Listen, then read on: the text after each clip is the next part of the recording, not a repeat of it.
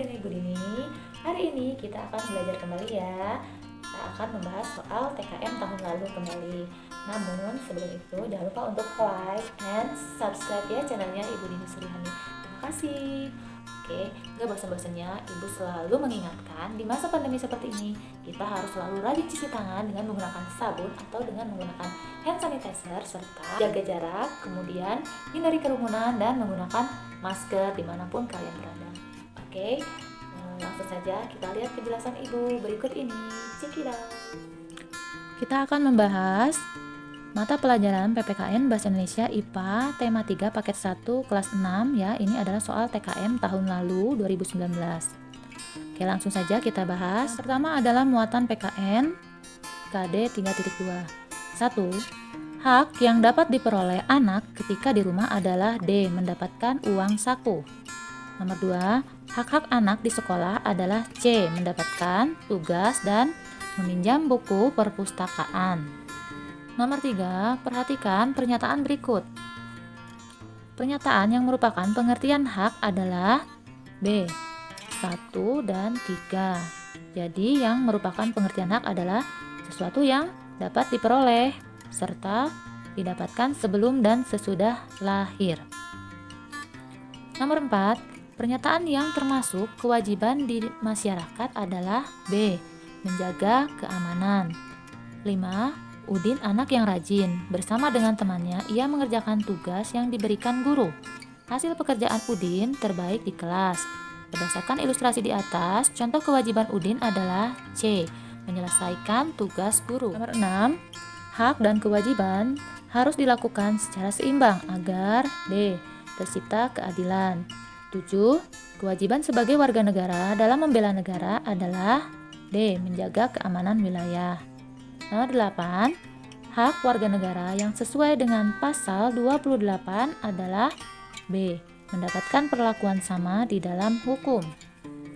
Nomor 9, pasangan rambu dan makna yang benar adalah, yang betul adalah A. Dilarang berhenti. Nomor 10, perhatikan tabel berikut. Tanggung jawab siswa atas kewajibannya berdasarkan tabel adalah A. 1, 2, dan 4. Yaitu mengerjakan tugas dengan cermat, 2. Mengikuti upacara dengan disiplin, 4. Mendengarkan nasihat guru. Nomor 11. Tuliskan 3 contoh hak dan kewajiban sebagai warga negara sesuai dengan Undang-Undang 1945. Jadi, hak 3 dan kewajibannya 3.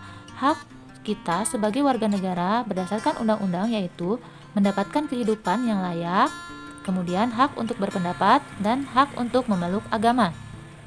Sedangkan kewajiban warga negara sesuai dengan undang-undang yaitu upaya pertahanan dan keamanan, kemudian menjunjung hukum dan pemerintahan, kemudian mengikuti pendidikan dasar. Nomor 12, sebutkan 4 akibat pengguna jalan tidak mematuhi rambu-rambu lalu lintas. Maka akan terjadi kecelakaan, kemudian macet, bisa juga sampai ditilang. Kemudian yang terakhir adalah merugikan pengguna jalan yang lain. Sekarang kita akan membahas bahasa Indonesia KD 3.2. Nomor 13, berikut ini yang termasuk ciri dari teks eksplanasi adalah A. Menyajikan informasi bersifat keilmuan. 14. Teks eksplanasi bertujuan untuk D. Menyatakan informasi berupa fakta. Nomor 15, berikut yang merupakan struktur teks eksplanasi yang benar adalah A. Pernyataan umum, deretan penjelas, dan penutup atau kesimpulan ya. Untuk soal berikutnya di sini ada teks ya, bacalah teks berikut. Reed sletting, kadang-kadang juga disebut red sletting, seletan atau kancing sleret, adalah alat populer untuk menyambung dua sisi kain. Kemudian, reed sletting digunakan dalam pakaian, koper, dan berbagai tas, alat-alat olahraga, perlengkapan bertenda, seperti tenda, kantong tidur, dan benda-benda dari tekstil, kulit, dan lain-lain. Reed sletting yang kita gunakan saat ini merupakan penemuan Gideon Sandbeck.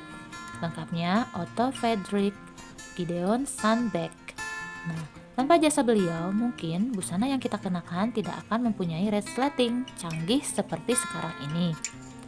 Meskipun bukan pencetus pertama dari reed sletting, Gideon Sundback telah membuat beberapa kemajuan dalam pengembangan resleting antara 1906 dan 1914. Saat itu, produk perusahaan masih berdasarkan kait dan mata kancing. Di tahun 1914, Sundback mengembangkan sebuah versi baru dengan kode nama No Hookless Second yang merupakan logam resleting modern seperti yang kita kenal sekarang ini. Resleting walaupun bentuknya kecil, namun kegunaannya sangat beragam. Resleting disukai orang karena menolong mempercepat orang, mengancingkan atau membuat pakaian, tas, sepatu, dan lain-lain. Sekecil apapun bentuk suatu penemuan, apabila bermanfaat bagi banyak orang, maka akan sangat berharga penemuan tersebut. Nomor 16, berdasarkan teks tersebut, informasi penting yang dapat kita peroleh adalah A. Resleting merupakan alat populer yang berguna menyambung dua sisi kain. Nomor 17, pada bagian penutup memuat informasi tentang D. Kebermanfaatan resleting. Di sini ya ada ibu garisi. Ini kegunaannya sangat beragam, nah berarti kebermanfaatan. 18. Perhatikan ciri-ciri berikut. Pernyataan yang termasuk ciri kata baku ditunjukkan nomor C, 1 dan 4, yaitu tidak dipengaruhi bahasa daerah dan dipergunakan dalam aktivitas formal. Nomor 19. Kalimat berikut yang merupakan contoh kalimat baku adalah A. Perokok pasif memiliki risiko tinggi menderita kanker paru-paru. Jadi risiko ya, bukan resiko. Kemudian nomor 20, yang merupakan ciri kalimat efektif adalah C, 2 dan 3. Jadi adanya ketegasan makna dan adanya penghematan kata. Nomor 21, perhatikan kalimat berikut ini. Beberapa orang yang melarikan diri dari kebakaran. Nah, kalimat efektifnya adalah beberapa orang melarikan diri dari kebakaran. B ya. Mengapa orangnya harus dihilangkan? Kalau orang-orang menyatakan banyak, kalau beberapa orang hanya ada beberapa, jadi tidak terlalu banyak. Jadi maknanya nanti berbeda ya. 22. Berikut ini yang merupakan contoh kalimat efektif adalah B. Para siswa melaporkan tugas kelompok di depan kelas. Nah, di sini mengapa yang A salah?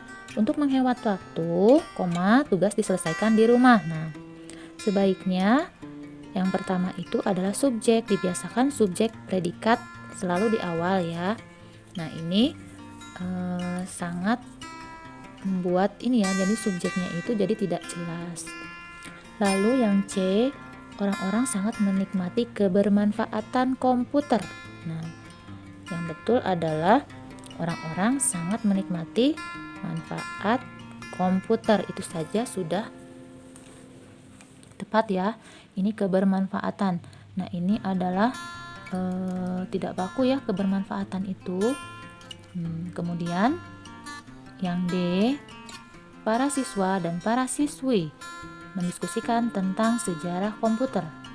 Nah, di sini ada para siswa dan para siswi. Jadi maunya yang mana? Ya, ada para, kemudian para lagi. Jika mau siswa-siswi mendiskusikan tentang sejarah komputer. Seperti itu ya, tidak usah menggunakan para. 23, bacalah teks berikut. Nah, kita baca dulu ya. Nah, lalu apa sebenarnya pertanyaannya? Nah, biasakan kalau bahasa Indonesia itu disarankan untuk membaca terlebih dahulu perintahnya supaya nanti tidak mengulang ketika membaca. Dari bacaan tersebut, tuliskan yang termasuk kalimat tidak efektif dan buatlah menjadi kalimat efektif. Oh, jadi hanya mencari kalimat tidak efektifnya, kemudian kalian perbaiki. Kertas merupakan suatu bahan yang tipis, rata, dan terbuat dari pulp. Pulp atau pulp sendiri adalah merupakan, atau merupakan. Jadi ini hanya satu saja ya. Nah, tidak boleh double-double seperti ini.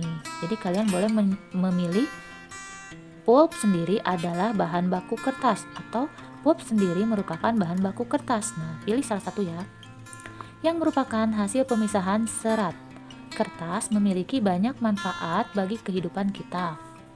Kertas berguna untuk menulis, Kertas berguna untuk mencetak, kertas berguna untuk prakarya, kertas berguna untuk bahan utama tisu, dan masih banyak lagi. Wah, di sini sangat boros kata sekali ya. Jadi, lebih baik kertas berguna ini dicoret saja yang berikutnya, hanya disebutkan di awal. Kertas berguna untuk menulis, mencetak, prakarya, kemudian bahan utama tisu, dan masih banyak lagi. Janganlah membuang-buang kertas jika masih dapat dipakai. Membuang-buang atau membuang, yang betul mana? Nah, ini juga bisa saja ya, janganlah membuang kertas jika masih dapat dipakai. Nah, jika jawabannya membuang-buang, berarti membuangnya tidak hanya sekali tetapi berkali-kali. Jadi membuang-buang ini masih betul ya. Jika sudah tidak dapat dipakai pun sebenarnya masih dapat didaur ulang lagi. Karena untuk menghasilkan kertas ada banyak pohon-pohon yang harus dikorbankan. Karena itu jangan di awal. Jika memang ini ingin dipisah, berarti subjeknya tidak jelas ya. Subjeknya apa? Oh, ternyata di belakangnya ada banyak pohon. Berarti untuk menghasilkan kertas ada banyak pohon. Karena banyak ini sudah menyatakan banyak, jadi pohon-pohon juga banyak, maka ini boros kata. Jadi pilih saja banyak pohon atau pohon-pohon. Pilih salah satu ya. Kemudian setelah itu, jadi ayo kita ingat untuk menggunakan kertas dengan baik dan bijak. Dicuplik dari teks bacaan Kertas Penemuan Sederhana yang Kaya Manfaat, buku siswa tema 3 halaman 162. Dari bacaan tersebut sudah tahu ya tadi ya mana saja yang harus dibetulkan karena tidak efektif. Selanjutnya kita akan membahas tentang mapel IPA KD 3.4. Nomor 24, perhatikan komponen-komponen senter berikut ini. Di sini ada lampu senter sederhana ya. Nah, komponen senter yang berfungsi sebagai konektor ditunjukkan oleh B, nomor 2. Ini ya konektornya ya. Jadi sebagai konektornya itu adalah seperti ini, lempeng logam ya. Nomor 25. Aliran listrik rumah penduduk di pedesaan merupakan salah satu contoh rangkaian B, paralel. 26. Berikut ini merupakan pengertian rangkaian paralel yang tepat adalah rangkaian disusun secara berderet. Nomor 27. Perhatikan komponen di bawah ini. Urutan komponen listrik pada senter sehingga senter menyala adalah 4, 3, 5, dan 1. Jadi ada saklar dulu, kemudian lempeng aluminium, lalu baterai dan lampu kecil. 28 berikut ini yang merupakan sifat rangkaian seri adalah B, arus di semua komponen listrik sama. Nomor 29, rangkaian paralel sering digunakan dalam kehidupan sehari-hari. Namun rangkaian paralel mempunyai kekurangan, yaitu A, biaya pembuatan lebih mahal karena membutuhkan kabel yang sangat banyak ya. Nomor 30, perhatikan gambar berikut. Nah, apabila hanya menginginkan lampu L1, L2, dan L3 mati, maka yang harus dilakukan adalah, Ibu silang di sini, L1, L2, L3 harus mati. Maka otomatis saklar 2 ini harus dimatikan atau dibuka ya. Nah, jika saklar ini dibuka, maka tidak akan ada aliran listrik yang mengalir ke sini. Maka aliran listrik akan mengalir ke sini sehingga yang menyala 4, 5, kemudian ke saklar dan kembali lagi ke baterai. Jadi positif negatif ya. Nah, sehingga yang dibuka adalah S2 dan ditutup S1. Jadi bahasanya adalah C, menutup S1, berarti kalau ditutup itu dinyalakan, dan membuka S2, jawabannya yang C ya. Jadi ketika ini ditutup atau dinyalakan, maka ini ya dinyalakan, maka akan ada aliran ke lampu 4 dan lampu 5. Namun ketika S2 ini dibuka atau tidak dinyalakan, dimatikan, ketika akan mengalir arus ke tengah ini tidak akan bisa karena ini sudah dibuka, sehingga L1, L2, L3 mati. Nomor 31, berikut ini yang merupakan kelebihan penggunaan rangkaian seri adalah D, membutuhkan kabel yang lebih sedikit. Nomor 32, listrik sebaiknya digunakan secara tepat dalam kehidupan. Berikut ini yang bukan penggunaan alat listrik yang benar adalah D. Tetap menyalakan listrik saat terjadi pemadaman. Lanjut nomor 33. Di sini ada lampu Natal atau lampu yang warna-warni itu ya. Kemudian ada kulkas, ada lampu lalu lintas dan lampu ini ada setrika. Nah, gambar yang menggunakan rangkaian listrik seri ditunjukkan oleh nomor. Sudah pasti yang seri itu adalah ini ya. Karena lampu Natal itu jika dicabut semua lampu akan ikut mati. Nah, jawaban yang ada nomor satunya adalah 13 dan 14. Lalu kita lihat, oh 3 ini adalah lampu lalu lintas. Lampu lalu lintas ini ya, itu adalah lampu paralel atau campuran. Jadi bisa dijadikan paralel atau bisa dijadikan campuran. Nah, kemudian ini seri ya. Nah, jadi jawabannya adalah 1 dan 4. Jawabannya C. Nah, sekarang nomor 34. Gambarkan rangkaian listrik paralel dengan beberapa lampu mati dan beberapa lampu menyala. Nah, tadi bisa kita gunakan gambar yang tadi ya, yang di ABCD-nya. Untuk soal esai tadi kita bisa menggunakan ini. Ya, tidak apa-apa. Kan tadi perintahnya ada beberapa yang menyala dan beberapa yang mati. Kita gunakan saja gambar ini supaya mudah dan cepat, tidak usah berpikir lagi. Jadi nanti kalian membuat rangkaian lampu seperti ini ya, berarti lampunya ini adalah lampu campuran ya, karena ini ada seri berderet. Kemudian di sini karena terjadi cabang, jadi ada cabangnya, jadi ini adalah paralel dan seri. Jadi disebutnya lampu rangkaiannya ini adalah campuran. Nah, kemudian kalian terangkan bahwa misalnya S2 dibuka, maka L1, L2, L3 mati.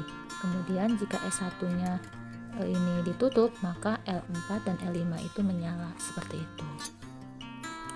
Untuk soal yang terakhir, tuliskan masing-masing 2 contoh penggunaan rangkaian listrik seri dan paralel dalam kehidupan sehari-hari.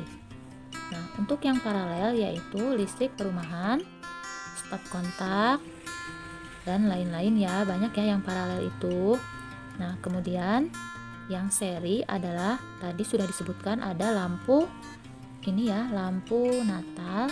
Kemudian yang seri itu adalah lampu jalan raya, karena jika sudah pagi lampunya dimatikan, mati satu mati semua ya. Kemudian lampu taman itu menggunakan rangkaian seri. Oke, sekian dari Ibu, semoga bermanfaat. Assalamualaikum warahmatullahi wabarakatuh.